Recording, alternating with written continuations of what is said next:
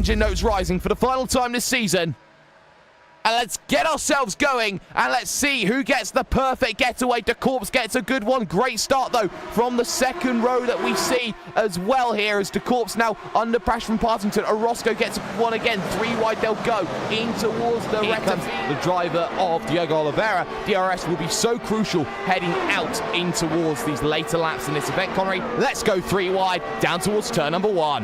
Yeah, 3 wide, no DRS. Look at the run that Diogo Oliveira has. Will he get 2 positions in one straight here? Not quite. Contact in front. Sell for the right-hand side, goes defensive into Ascari, and looking to get that good run out of the final part of Ascari, Connery. That's going to be the crucial factor here today, because that sets your run up for the likes of the Parabolica, and I think that there are going to be some drivers who are looking for as good an opportunity as possible when working with such difficult corners of mid to high speed. He's done very well actually to hold position, shall I say, on Oliveira, but here comes Oliveira back. No ERS there being used by Lathoris, and lets the driver of Oliveira go. Now this could be tapped a second, over 330Ks, over 340Ks, and straight by, nothing you can do. Thank you very much. Mark A. Warmington loses the position. Diogo Oliveira, who started at the back of the field, Connery, a driver you normally expect up towards the front, making moves and making clean moves. I think we would all love to see Tommy Ostergaard take a shot at the Road to Pro, and he's definitely quick enough, and with the support of his new team in Positive Sim Racing, then that is definitely a possibility. And I gotta say, Positive Sim Racing has been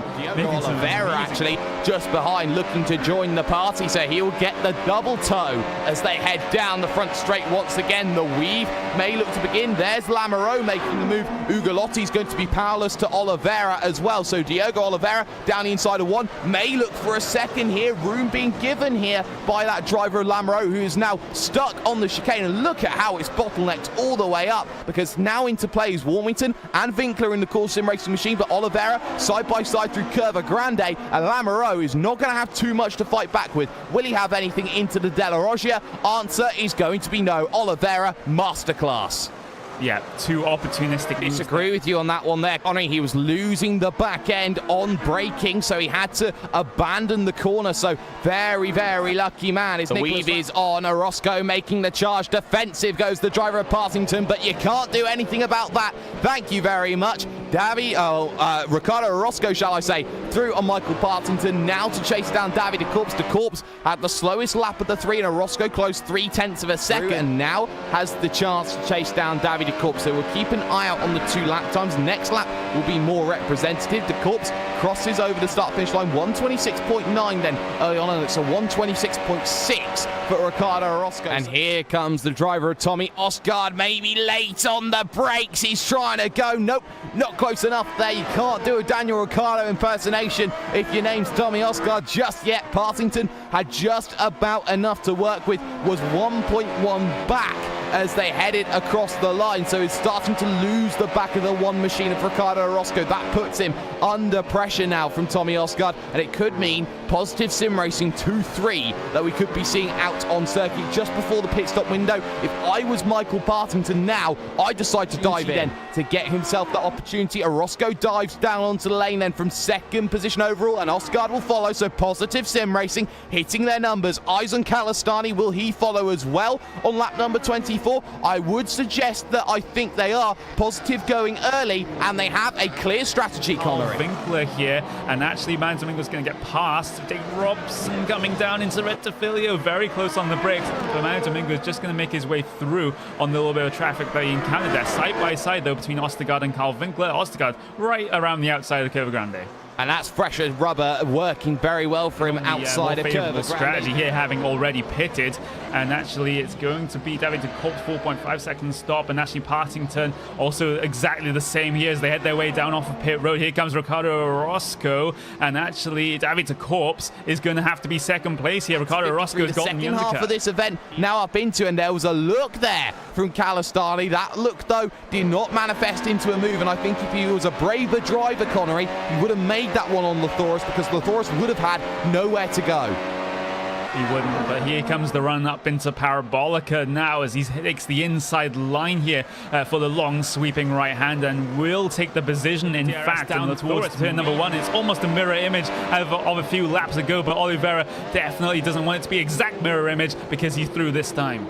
Finally, so he used all of the ERS available to make that happen, waited a couple of laps to get himself full charge, and thank you very much, he goes through. So Oliveira up to 9th overall from 20th plus 11. But look at this, he's coming back at him here is Rasmussen. He's not done. To the outside at the Della Roggia, and he makes it work. Cut back trying from the driver of Oliveira, but don't count out Rasmussen ever. But 17, he just does that back to you, and now Oliveira is learning the caliber of the drivers for DRS in activation over the line to start their lap 42, and again defensive line taken by the driver of Nicholas Rasmussen. He loses the position on the brakes down in towards the Variante del Rettifilo. He tries to sling one in deep, almost contact between the two, looks for the cutback, but better traction off the exit now, feels the pressure a little bit further out on circuit. So now once again, so still the Corps looking to make the charge. Behind them, Michael Partington will look to pick up the scraps in third. He's given up on the race win. He just wants to get himself a secure podium and second in the championship. Gap down 0.6 of a second, and full DRS wide open for Davide Corps. He won't be close enough,